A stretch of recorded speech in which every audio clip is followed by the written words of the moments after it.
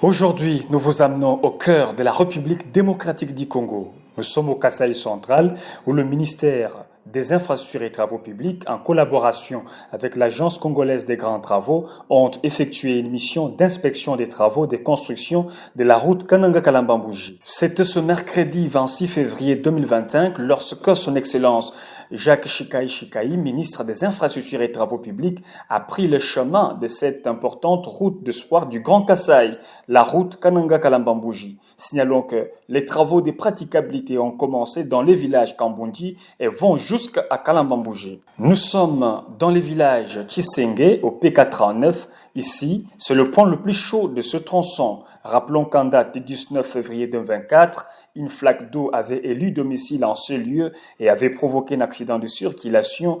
Un passager, un paisible citoyen, y avait laissé sa vie. Et au PK52, au mois de novembre 2024, un autre accident de circulation faisant état de 11 morts. Lors de cette visite, son Excellence Jacques Chikaï a exprimé sa satisfaction concernant l'avancement des travaux de praticabilité menés par l'entreprise Sino Hydro. Il a déclaré que la route pourrait être praticable d'ici 6 mois. Ce qui doit être retenu tel que pour les travaux qui concernent la praticabilité, je suis très satisfait du rendement de l'entreprise. Ils ont commencé les travaux le 15 janvier et aujourd'hui nous sommes au PK 72. Donc plus de 40 si on doit enlever 30 km parce que la partie PK0 de Matama jusqu'à Kambondi, ce sont les deux entreprises qui sont à Matama.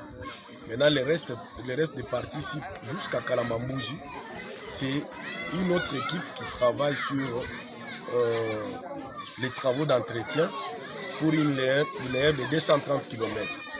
Alors, je suis tellement satisfait parce que, en ce qui concerne les travaux d'entretien, nous devons espérer d'ici 6 mois, la route sera praticable jusqu'à Kalambambouji.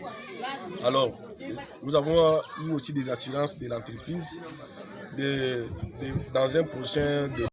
Une nouvelle qui réjouit les habitants de cette région.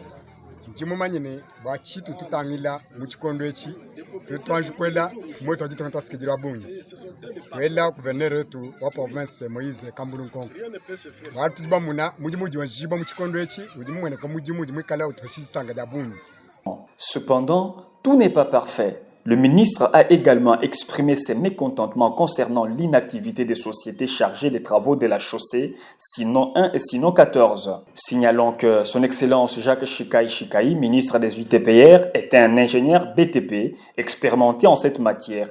Il n'a pas hésité de faire ses recommandations techniques. Il a aussi, dans une réunion tenue avec les acteurs de ces différentes sociétés et entreprises, recommandé l'accélération des travaux et leur a dit sans froid aux yeux de respecter leur part du contrat. Les équipes de Sino Hydro continuent de travailler d'arrache-pied avec espoir que les autres entreprises prennent l'exemple sur leur efficacité. Voilà tout pour le moment. Restez avec nous pour d'autres nouvelles sur l'avancement des travaux sur ce grand projet. Jean-Pierre Senga pour le ministère des UTPR.